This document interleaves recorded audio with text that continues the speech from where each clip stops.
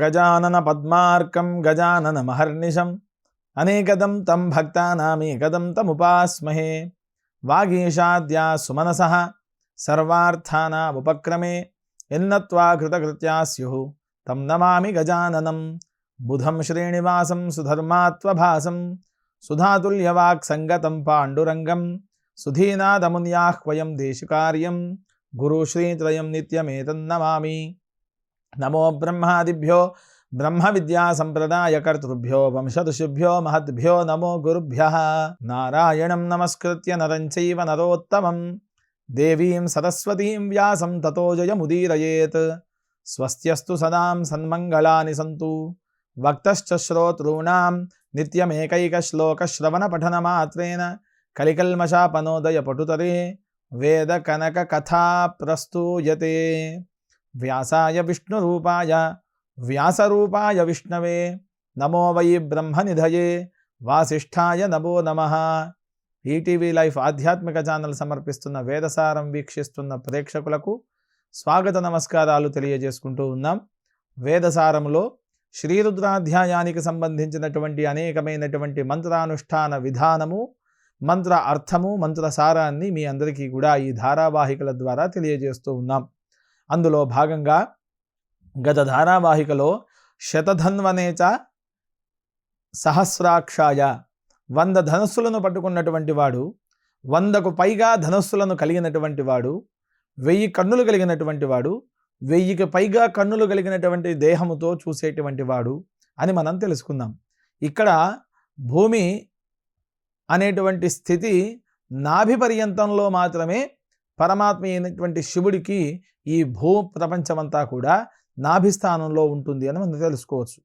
14 భువనాలు ఏవైతే ఉన్నాయో అతల వితల సుతల తలాతల రసాతల మహాతల పాతాల లోకములు భూమికి కింద, భూమికి పైన భువః సువః మహః జనః తపః సత్య అనేటువంటి లోకములు భూమికి పై భాగంలో ఉంటాయి. అలా ఈ 14 భువనాలను వ్యాప్తి చెందినటువంటి వాడు ఆ పాతాళము నుండి ఉండేటువంటి సత్యలోకము వరకు తన యొక్క జటాజూటములు కలిగి తాను గొప్పదైనటువంటి మూర్తిగా విరాజిల్లుతున్నటువంటి వాడు. ఇక్కడ అన్ని రకములైనటువంటి పక్షులు, అక్కడ జీవించేటువంటి జంతువులు, మానవులు లేక సరీసృపములు ఏవైతే ఉన్నాయో వాటన్నింటినీ కూడా నడిపించేటువంటి వ్యక్తి. అలాంటి ప్రభు అయినటువంటి వాడు, 1000కి పైగా కన్నులు కలిగినటువంటి వాడు అని ఈ మంత్రార్థం మనకు చెబుతూ ఉంది. ఆ తర్వాత వచ్చేటువంటి యజుస్సు 6వ యజుస్సు. నమో గిరిశాయ చ శిపివిష్టాయ చ. ఇక్కడ గిరిశః, ఈశః అంటే పరమాత్మ అయినటువంటి శివుడు అని అర్థం. గిరి అనగా కొండలు అని అర్థం. అలాంటి గిరులను ఆశ్రయించి ఉన్నటువంటి వాడు.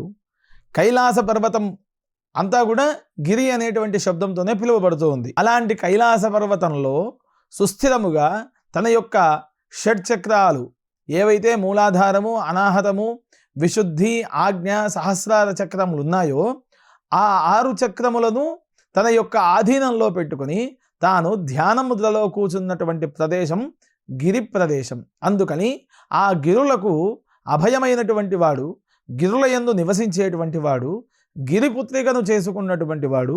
అలాంటి వ్యక్తి అయినటువంటి శివుడికి నేను నమస్కరిస్తున్నాను. గిరిపుత్రిక అంటే హిమవత్ పర్వత మహారాజు యొక్క పుత్రిక హైమవతి, పార్వతి అని మనం పిలుచుకోవచ్చు. అలాంటి గిరి కన్యక పర్వతరాజు అయినటువంటి హిమవత్ పర్వతరాజు అయినటువంటి ఆ హిమవంతుడు, హిమము అనగా చల్లని ప్రదేశము అని, ఆ చల్లని ప్రదేశం ఏదైతే ఉంటుందో ఆ పరిసర ప్రాంతాలను పరిపాలన చేసేటువంటి మహారాజు, ఆ మహారాజు యొక్క కుమార్తె అయినటువంటి పార్వతీదేవిని వివాహమాడినటువంటి వాడు. వివాహము చేసుకున్న తర్వాత ఉండేటువంటి గిరులకు అధిపతి అయినటువంటి వాడు. అలాంటి శివుడికి నేను నమస్కరిస్తున్నాను. నమో గిరిశాయ చ శిపివిష్టాయ చ. అదే విధముగా గిరిశః అనగా వేదాలకు ప్రణవస్వరూపుడు. అతిపెద్ద మంత్రం అకార ఉకార మకార ఇతి అని చెప్తూ ఉన్నాం. అనగా ఓంకారము ప్రణవ రూపము. ఆ ప్రణవ రూపానికి పరమాత్మ అయినటువంటి ఆ పరమేశ్వరుడు ఎవరైతే ఉన్నాడో ఆయన గిరీశుడు అవుతున్నాడు. ఇక్కడ శిపివిష్ట అనగా నమో రుద్రాయ విష్ణవే మృత్యుర్మే పాహి. మృత్యువును ఎప్పుడు కూడా అత్యంత స్నేహము ప్రతి వ్యక్తికి మృత్యువే. నీడ కంటే చాలా గొప్పదైనటువంటి స్నేహం మృత్యువు మాత్రమే చేస్తూ ఉంది. అది ఏ విధంగా అనగా నిత్యం సన్నిహితో మృత్యు. నీకు అత్యంత దగ్గరగా ఉండేటువంటి మిత్రుడు నీ జీవితంలో ఎవరైనా ఉన్నారా అంటే కేవలం అది మృత్యువు మాత్రమే. అలాంటి మృత్యువు ఏదైతే ఉంటుందో ఆ మృత్యువును జయించాలి అంటే నీవు పరమాత్మ అయినటువంటి ఆ శివుణ్ణి విష్ణు రూపముగా ధ్యానించాలి. శివాయ విష్ణు రూపాయ శివరూపాయ విష్ణవే శివస్య హృదయం విష్ణోః విష్ణోశ్చ హృదయగుం శివః. ఇది శ్లోకం. ఇందులోనే మంత్రభాగం నమో రుద్రాయ విష్ణవే మృత్యుర్మే పాహి. విష్ణు స్వరూపముగా ఉండేటువంటి శివుడా, శివస్వరూపంలో ఉండేటువంటి విష్ణువా అనేటువంటి శబ్దాన్ని అక్కడ మనకు కనిపించేటువంటి రూపాన్ని పక్కకు పెడితే మృత్యువు నుండి వ్యక్తిని కాపాడాలి, అక్కడ ఉండేటువంటి చరాచరాన్ని కాపాడాలి అంటే పరమాత్మ అయినటువంటి ఆ శివుడితోనో లేక ఆ విష్ణువుతోనో సాధ్యం. ఇద్దరూ కలిగి ఉన్నప్పుడు మాత్రమే ఆ మృత్యువును జయించగలుగుతాం. అలాంటి మృత్యువును జయించినటువంటి వ్యక్తి మనకు మార్కండేయుడు అని కూడా మనం తెలుసుకోవచ్చు. తాను 14 సంవత్సరాలు వేదాధ్యయనాన్ని శాస్త్రాధ్యయనాన్ని పూర్తి చేసి ఉన్నతమైనటువంటి లక్షణాలు కలిగినటువంటి వాడికి 14 సంవత్సరాల ఆయుష్ మాత్రమే ధారపోసి ఆ ధారపోసిన తరువాత తాను మరణించే సమయం దగ్గరికి వచ్చినప్పుడు యముడు తన యొక్క పాశాన్ని వదిలినప్పుడు పరమాత్మ అయినటువంటి శివారాధన చేస్తూ ఉండగా ఆయన యొక్క శరీరంలో ఉండేటువంటి ఆత్మను తీసుకోలేకపోతాడు ఆ యొక్క యముడు. అందువల్ల అక్కడ కాపాడినటువంటి వాడు విష్ణువు. ఆ విష్ణుమూర్తి స్వరూపాన్ని లింగ రూపంలో అర్చిస్తూ ఉన్నారు మార్కండేయుడు, మృకండుముని తనయుడు. తాను విష్ణువును పూర్తిగా మనసులో ధ్యానం చేసుకుని కంటికి కనబడేటువంటి శివుడికి ధ్యానిస్తూ ఉన్నాడు. అందువలన నమఃశివాయ చ నమఃశివాయ ఆ పరమాత్మ అయినటువంటి శివారాధన చేయడం వల్ల అక్కడ తాను మృత్యుంజయుడైనాడు. అలాంటి మృత్యుంజయుడు కావాలి అంటే ఈ శిపివిష్టః అనేటువంటి పేరుతో పరమాత్మ అయినటువంటి శివుణ్ణి ధ్యానించాలి అని మనం అర్థం చేసుకోవచ్చు. ఈ యొక్క మంత్రాన్ని అనుష్ఠానం చేయడం వలన మనకు కలిగేటువంటి మృత్యు సంబంధమైనటువంటి బాధలన్నీ కూడా తొలగిపోతాయి. ఈ విధముగా ఈ రుద్రాధ్యాయంలో 6వ యజుస్సు పూర్తిగా కూడా ఈ విధముగా చెప్పబడింది. నమో గిరిశాయ చ శిపివిష్టాయ చ. కొండలలో నివసించేటువంటి వాడు, కొండలను తన ఆధీనంలో ఉంచుకునేటువంటి వాడు శిపివిష్టుడు. విష్ణువుతో కూడి ఆరాధన చేస్తే మనకు రూపాన్ని చూయించి దర్శనం ఇచ్చేటువంటి వాడైనటువంటి ఆ గిరీశుడు, శిపివిష్టుడు, వీళ్లకు నేను నమస్కారం చేస్తున్నాను అని ఈ యొక్క 6వ యజుస్సు అర్థం. శిపివిష్టః అనేటువంటి పదానికి వ్యుత్పత్తి ఈ విధంగా కూడా చెప్పబడుతూ ఉంది. శైత్యాచ్చ యనయోగాః ద్వాశీతి వారి ప్రచక్షతే తత్పానాః ద్రక్షణాద్వాపి శివయోః రశ్మయో మతాః తేషు ప్రవిష్ట సవితాః శిపిష్టస్తదోచ్యతే. శైత్యము వలన గాని శయనం కలుగుట వలన గాని శి అనగా జలము అని చెప్పుచూ ఉన్నారు. దాని యొక్క పాపము చేయుట వలన కానీ నీళ్ల ద్వారా చేసినటువంటి పాపము కలుగుట వలన కానీ వాటిని రక్షించడానికి శిపులు అనగా కిరణములు అని కూడా చెప్పబడ్డాయి. ఆదిత్య స్వరూపంలో ఉండేటువంటి కిరణముల ద్వారా ప్రవిష్టుడు సూర్యుడు కూడా ఇక్కడ శిపివిష్టుడు అని పిలువబడుతూ ఉన్నాడు. అలాంటి కిరణముల చేత లోకములో ఉండేటువంటి జలముల ద్వారా శయనము ద్వారా చేసేటువంటి తప్పులను తాను మసి చేసేటువంటి శక్తి కలిగినటువంటి వాడు, మృత్యువును దగ్గరికి రానియనటువంటి వాడు శిపివిష్టుడు అని చెప్పబడుతూ ఉన్నాడు. ఇక్కడ శిపులు అనగా పశువులు అని అర్థం. యజ్ఞో వై విష్ణు పశవశిపిః అని వేదవాక్యం చెబుతూ ఉంది. ప్రవిష్టుడు సర్వప్రాణాలయందు అంతర్యామి రూపముగా వ్యాపించినటువంటి వాడైనటువంటి ఆ యొక్క రుద్రునికి నమస్కారాన్ని చేస్తున్నాము అని ఈ యొక్క వాక్య అర్థం. ఆ తర్వాత 7వ యజుస్సు నమో మేఢుష్టమాయ చేషుమతే చ. మేఢుష్టమాయ చ మేఘరూపములు కలిగినటువంటి వాడు. మేఢుష్టమాయ చ మేఘములను ధరించి ఉన్నటువంటి వాడు, మేఘరూపంలో ఉండేటువంటి వాడు. ఇక్కడ ఆరణ్యక భాగంలో 7వ అధ్యాయం యజుర్వేదం తైత్తిరీయ ఆరణ్యకం 7వ అధ్యాయం ఈ విధంగా చెబుతూ ఉంది. ఆకాశాద్వాయు వాయోరగ్ని అగ్నేరాపః అద్భ్యః పృథివీ పృథివ్యావోషధయః ఓషధీభ్యోన్నం అన్నాత్ పురుషః. భూమి మీద వచ్చేటువంటి సస్యవృద్ధి ఏదైతే ఉంటుందో దానికి ప్రధానమైనటువంటి హేతుభూతం వర్షాధారం. ఎక్కడ కూడా పరమాత్మ అయినటువంటి శివుణ్ణి, విష్ణువుని, బ్రహ్మని విగ్రహం పెట్టుకొని ఆరాధన చేయమని చెప్పలేదు. పరమాత్మని ఎక్కడెక్కడైతే తాను పశువుల రూపంలో, పక్షుల రూపంలో, మంత్రము రూపంలో, గురు రూపంలో మనకు కనిపిస్తూ ఉన్నాడో అలాంటి పరమాత్మ సాక్షాత్తు మనం స్నేహం చేసేటువంటి రూపంలోనో, లేక మనకు అన్యాయం జరుగుతున్నప్పుడు న్యాయమైనటువంటి సలహాలు ఇచ్చే రూపంలోనో మనకు మన వెంట ఉండి మనల్ని ఉన్నతమైనటువంటి గమ్యస్థానానికి చేరుస్తూ ఉంటాడు. అక్కడ పరమాత్మ మనకు తోడవుతూ ఉన్నాడు. విగ్రహారాధన అనేటువంటిది పూర్తిగా మానవుడు తాను తన యొక్క ధ్యానావస్థలు ఏవైతే ఉన్నాయో వాటిని నిమగ్నం చేయడానికి ఏర్పాటు చేసినటువంటివి. ఇందులో స్వయం వ్యక్తమూర్తులు కొన్ని, స్వయం వ్యక్తమూర్తులు కాకుండా ప్రతిష్టామూర్తులు కొన్ని. స్వయం వ్యక్తమూర్తులకు ఆరాధన చేస్తే ఏ ఫలమైతే వస్తుందో అవన్నీ కూడా మనము నిత్య జీవితంలో మనము ఆరాధించేటువంటి ఆ శివ పంచాయతనం కానీ, గణ పంచాయతనం కానీ, శక్తి పంచాయతనం కానీ, విష్ణు పంచాయతనం కానీ, ఆదిత్యం, అంబికం, విష్ణుం, గణనాథం, మహేశ్వరం, వీళ్ళు 5గురి రూపంలో మనల్ని ఎల్లవేళలా కాపాడుతూ ఉంటారు. వాళ్ళు మనకు శక్తి వంచన లేకుండా మనకు సహాయం చేస్తూ ఉంటారు. త్రుటిలో తప్పేటువంటి ప్రమాదాలు చాలా ఉంటాయి. వాటిలో నుండి మనము బయటకు పడడానికి, ప్రమాదం జరగకుండా మనం ఉండడానికి కారకుడైనటువంటి వాడు పరమేశ్వరుడు అవుతున్నాడు. అలాంటి పరమేశ్వరుడు మేఘ వృద్ధితో మేఘము నుండి వర్షించి భూమిపైన నీళ్లు ఉండేటట్టుగా ఆపో వై సర్వా దేవతాః అని వేదవాక్యం. ఆపహ అంటే నీళ్లు. సర్వదేవతలకు ఆనవాలమైనటువంటి రూపము కేవలం నీళ్లకు మాత్రమే ఉంది. సర్వ ప్రాణులు ఆపోవా ఇదగుం సర్వం, సర్వ ప్రాణులు కూడా తన యొక్క శక్తి చేత బతుకుతూ ఉన్నాయి అంటే నీళ్ల ద్వారా మాత్రమే బతుకుతూ ఉన్నాయి. భూమి అంతా 25%, నీళ్లు 75%. ఇలాంటి 75% నీళ్లు ఆవరించి ఉన్న భూమిపైన నీళ్లు దొరకడం కష్టమే. అలాంటి కష్టతరమైనటువంటి ప్రదేశాలలో వర్ష రూపముగా మనకు ఇస్తూ ఉన్నాడు పరమాత్మ అయినటువంటి శివుడు.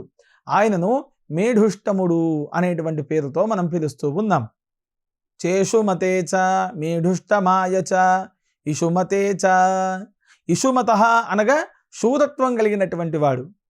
శత్రువులపైకి తాను చేతిలో పట్టుకునేటువంటి బాణములను ఎక్కుపెట్టి వారిని సంహరించడానికి సిద్ధముగా ఉన్నటువంటి వాడు. ప్రళయకాలంలో వారందరికీ కూడా భయము తెప్పించేటువంటి వాడు. శూరుడు, వీరుడు, ధీరుడు అనేటువంటి శబ్దాన్ని సంతరించుకున్నటువంటి వాడు. అలాంటి పరమాత్మ అయినటువంటి శివుడికి నమస్కరిస్తున్నాను అని ఈ యొక్క 7వ యజస్సు మనకు చెబుతూ ఉంది. 5వ అనువాకంలో తర్వాత యజస్సు 8వ యజస్సు నమో హ్రస్వాయ చ వామనాయ చ. హ్రస్వము, వామనము. హ్రస్వము అనగా పొట్టివాడు అని అర్థం. వామనుడు అనగా బాలకుడు అని అర్థం. కురచగా ఉన్నటువంటి వాడు, అదే విధముగా పిల్లవాడిగా ఉండేటువంటి వాడు. ఆ విధముగా పెద్దలకు పెద్దయ్యి, చిన్నలకు చిన్నయ్యి, ఎక్కడా తేడా రాకుండా అందరినీ కూడా సమమైనటువంటి దృష్టిలో చూసేటువంటి వాడు. ఆ విధముగా క్రూరత్వము చేసేటువంటి రాక్షసులను సంహరించేటువంటి వాడు అయినటువంటి పరమాత్మ అయినటువంటి శివుడికి నమస్కరిస్తున్నాను. నమో హ్రస్వాయ చ వామనాయ చ అనేటువంటి యజస్సు యొక్క విజ్ఞాన అర్థం ఈ విధంగా ఉంది. హ్రస్వము అనగా కురచగా ఉండేటువంటి వాడు, వామనః అనగా బాలకుడు అని అర్థం. అలాంటి వామన రూపంలో ఇలా హ్రస్వ రూపంలో ఉండేటువంటి పరమాత్మ అయినటువంటి శివుణ్ణి ఎల్లవేళలా ధ్యానిస్తూ ఉన్నాను. ఆ విధముగా ధ్యానించేటువంటి శివతత్వం అందరికీ కూడా పరమాత్మ సస్యాభివృద్ధి చేస్తాడు అని ఈ యొక్క మంత్రానుష్ఠానం యొక్క ఫలం. 9వ యజస్సు నమో బృహతే చ వర్షీయసే చ. బృహతః కంటికి కనిపించేటువంటి వస్తువుల్లో అతిపెద్ద వస్తువు ఏదైతే ఉంటుందో ఆ పెద్ద వస్తువు కంటే కూడా ఎక్కువ రూపాన్ని సంతరించుకున్నటువంటి వాడు బృహత్, బృహతో రూపము అని అర్థం. అదే విధముగా వర్షీయసేచ, ఇక్కడ బృహద్రూపం కంటికి కనిపించిన ఆలోచన విధానము కూడా అంతకు మించినటువంటిదిగా ఉండాలి. అలా ఎక్కువ ఆలోచన సామర్థ్యములు శక్తి కలిగినటువంటి వాడు బృహతేచ వర్షీయసేచ, అనేకమైనటువంటి మంత్రాలను తన ఆధీనంలో బృహత్తుగా ఉంచుకునేటువంటి వాడు. అలాంటి బృహత్ వర్షీయుడు ఎవరైతే ఉన్నారో అలాంటి శివుడికి నేను నమస్కరిస్తున్నాను అని ఈ యొక్క 9వ యజస్సు అర్థం. ఈ యజస్సును పఠనం చేయడం వలన అనేకమైనటువంటి విద్యలకు తాను ఆనవాలమై మనకు ఆ విద్యలు వచ్చేలాగా తోడ్పడేటువంటి శక్తి సామర్థ్యాలను కలిగిస్తాడు. బ్రహ్మసూత్రం ఈ విధంగా చెబుతూ ఉంది, దేశకాల వస్తుకృత త్రివిధ పరిచ్ఛేదరాహిత్యము బృహత్వం అని చెబుతూ ఉంది. అలాంటి దేశకాల వస్తుకృత త్రివిధ పరిచ్ఛేదం ఏదైతే ఉంటుందో ఆ కాలాన్ని, అదే విధముగా వస్తువులను, వాటన్నింటినీ ఉత్తమమైనటువంటి మంచి రూపముగా మనకు చూపించేటువంటి శక్తి సామర్థ్యాలు ఏవైతే ఉంటున్నాయో అలాంటి బృహత్ రూపానికి నేను నమస్కరిస్తున్నాను అని. సత్యకాముడు, సత్య సంకల్పుడు, పరాస్య శక్తిర్ వివిధైవ శ్రూయతే స్వాభావికి జ్ఞాన బలక్రియాచ అనేటువంటి శృతులు ఏవైతే చెబుతున్నాయో దివ్య గుణములు కలిగినటువంటి వాడు ఎవరైతే ఉన్నారో ఆయన బృహతే అనేటువంటి శబ్దంతో పిలువబడుతూ ఉన్నాడు. అలాంటి బృహత్ శబ్దాన్ని, వర్షీయ శబ్దాన్ని సంతరించుకున్నటువంటి పరమాత్మ అయినటువంటి శివుడికి నేను నమస్కరిస్తున్నాను అని ఈ యొక్క 9వ యజస్సు మనకు చెబుతూ ఉంది. ఆ తర్వాత 5వ అనువాకంలో 10వ యజస్సు నమో వృద్ధాయ చ సంవృధ్వనే చ, వయస్సులో అధికముగా ఉన్నటువంటి వాడిని వృద్ధుడు అని మనం పిలుస్తాం. అలాంటి వృద్ధుడికి నేను నమస్కారం చేస్తున్నాను. సంవృధ్వనే చ, వేదముల చేత బాగా పొగడపడినటువంటి వాడు, వేదముల చేత ఆరాధింపబడినటువంటి వాడు, వేదమంత్రముల చేత అభిషేకించినటువంటి వాడు ఎవరైతే ఉన్నారో ఆయనని సంవృధ్వ అని పిలుస్తూ ఉన్నాం. అలాంటి వయస్సులో ఎక్కువైనటువంటి వ్యక్తికి ఇలా వేదాలలో ఉన్నతమైనటువంటి మంత్రముల చేత అభిషేకించబడినటువంటి పొగడబడినటువంటి వ్యక్తి ఎవరైతే ఉంటున్నారో ఆయనకు నమస్కరిస్తున్నాను. నమో వృద్ధాయ చ సంవృధ్వనే చ, ఎక్కువ వయస్సు కలిగినటువంటి వాడు, ఎల్లప్పుడూ స్తోత్రముల చేత వృద్ధి పొందినటువంటి వాడు, భక్తులను చక్కగా వృద్ధిపరిచేటువంటి వాడు ఎవరైతే ఉన్నారో అయినటువంటి ఆ రుద్రుడికి నమస్కారము అని ఈ యొక్క అర్థం చెబుతూ ఉంది. అందరికంటే వయోధికుడు, అందరికంటే ఉన్నటువంటి వాళ్ళలో వయస్సులో పెద్దగా ఉండేటువంటి వాడు, అదే విధముగా సర్వులచే ఉండేటువంటి అందరి చేత పూజింపదగినటువంటి వాడు, భూతములకు క్రిమికీటకములకు అధినాయకుడైనటువంటి వాడు, ప్రమాణమైనటువంటి వచనములు చెప్పినటువంటి వాడు, సర్వదా రుద్రస్వభావి అవుతున్నాడు. అలాంటి రుద్రస్వభావి వృద్ధ సంవృద్ధ అని పిలువబడుతూ ఉన్నాడు. అలాంటి వృద్ధ సంవృద్ధ స్వరూపమైనటువంటి రుద్రుడికి నమస్కారం చేస్తున్నాము అని ఈ యొక్క 10వ యజస్సు అర్థం. అదే విధముగా 11వ యజస్సు ఈ విధంగా ఉంది. నమో అగ్రియాయ చ ప్రథమాయ చ, అగ్రహ అనగా పైభాగము అని అర్థం. పైభాగాన్ని అగ్రి అని పిలుస్తూ ఉన్నాం. మొదటి నుండి ఉండేటువంటి వాడి కొరకు అని కూడా మనం చెప్పుకోవచ్చు. మొదటి నుండి ఉండేటువంటి వాడు ఒకడైతే జగత్తు అంతా కూడా ఏర్పడకుండా ఉన్నప్పుడు ఉన్నటువంటి వాడు అగ్రి అవుతున్నాడు. అనగా అందరికంటే ప్రథమముగా ఉండేటువంటి నాయకుడు ఆయన శివుడు అవుతున్నాడు. ఆయనను అగ్రే అని పిలువబడుతూ ఉన్నాడు. అలాంటి అగ్రస్వభావుడు అగ్రియాయచ ప్రథమాయచ, మొదటివాడు అయినటువంటి శివుడికి నేను నమస్కరిస్తున్నాను అని అర్థం. ప్రథమ అనగా మొదటివాడు అని కాదు, ప్రథమ అనగా ముఖ్యుడైనటువంటి వాడు. అగ్రి అంటే ప్రథముడు, ప్రథమ అంటే ముఖ్యుడు. అగ్రి అనగా జగత్తంతా కూడా పుట్టకముందు ఉన్నటువంటి వాడు, జగత్తు పుట్టిన తరువాత లోకాన్ని సంరక్షణ చేసేటువంటి వాడు ప్రథముడు అవుతున్నాడు. అలాంటి ప్రథముడు అగ్రుడు అయినటువంటి ఆ పరమాత్మ అయినటువంటి శివుడికి నేను నమస్కరిస్తున్నాను అని ఈ యొక్క యజస్సు అర్థం. నమో అగ్రియాయ చ ప్రథమాయ చ, ఇది అంతా కూడా యజుర్వేదంలో తైత్తిరీయ శాఖ సంహితా భాగంలో ఉన్నటువంటి రుద్రాధ్యాయంలో చెప్పబడినటువంటి అనేకమైనటువంటి యజస్సు మంత్రాలు. ఈ మంత్రానుష్ఠాన ఫలము శ్రవణము చేత మనకు ఉండేటువంటి అనేకమైనటువంటి ఆపదలు తొలగిపోతాయి అని కూడా మనం ఈ వేదమంత్రార్థంలో ఉండేటువంటి నిగూఢ రహస్యం ద్వారా మనం తెలుసుకోవచ్చు. నమ ఆశవే చాజిరాయ చ. త్వరగా వ్యాపించి ఉండేటువంటి వాడు, త్వరగా నడిచేటువంటి వాడు, సమర్థుడైనటువంటి రుద్రుడు. ఆశవేచ అజిరాయచ. అలాంటి రుద్రుడికి నేను నమస్కరిస్తూ ఉన్నాను. అత్యంత త్వరగా వ్యాప్తి చెందేటువంటి వాడుని ఆశవేచ అని పిలుస్తూ ఉన్నాం. శీఘ్రముగా వ్యాపించి ఉండేటువంటి వాడు ఆశవేచుడు. అదే విధముగా అజిరాయచ, గమనం ఎక్కడైతే మనం నడుస్తూ ఉంటామో ఆ గమనంలో మనకంటే ముందు వరుసలో ఉండేటువంటి వాడు ఆయనని అజిరాప్రభవ అని పిలుస్తూ ఉన్నాం. అజిరాప్రభవ ఉపదిశ్యస్య స్థానేస్వ తేజసాభాని అని ఆరణ్యక వాక్యం. సూర్యుడు అందరికంటే ముందుగా వ్యాప్తి చెందేటువంటి వాడు, అత్యంత వేగముగా తన యొక్క వెలుతురును ప్రసాదించేటువంటి వాడు. అలాంటి సూర్య తాపము కన్నా, సూర్య కిరణము కన్నా ముందుగా వ్యాప్తి చెందేటువంటి వాడు పరమాత్మ అయినటువంటి పరశివుడు. అలాంటి శివుడికి నేను నమస్కరిస్తున్నాను అని అర్థం. నమ ఆశవేచ అజిరాయచ. ఆశవేచ ముందుగా ఉన్నటువంటి వాడు, అజిరాయచ సమర్థవంతంగా నడిపేటువంటి వాడు. అలాంటి పరమాత్మ అయినటువంటి శివుడికి నేను నమస్కరిస్తున్నాను అని ఈ యొక్క 12వ యజుస్సు అర్థం. ప్రతి దగ్గర కూడా అగ్నిఖిలలు ఉంటూ ఉంటాయి. అది ఏ విధముగానైనా ఉండొచ్చు. ఆ అగ్ని యందు వ్యాప్తి చెందినటువంటి వాడు, అగ్నిలో వ్యాప్తి చెంది ఆ ధూమ స్వరూపముగా వ్యాప్తి అయి అంతటా జగత్తులో సంతరించేటువంటి వాడు. అలాంటి వాడిని కూడా అజిరాప్రభువుడు అని పిలుస్తూ ఉన్నారు. అలాంటి పరమాత్మ అయినటువంటి పరశివుడికి ఈ 12వ యజుస్సు నమస్కరిస్తూ తెలుపుతూ మనకు అర్థాన్ని వివరిస్తూ ఉంది. ఆ తర్వాత నమ శీఘ్రయాయచ శీభ్యాయచ. శీఘ్రము అనగా త్వరగా అని అర్థం మనందరికీ తెలుసు.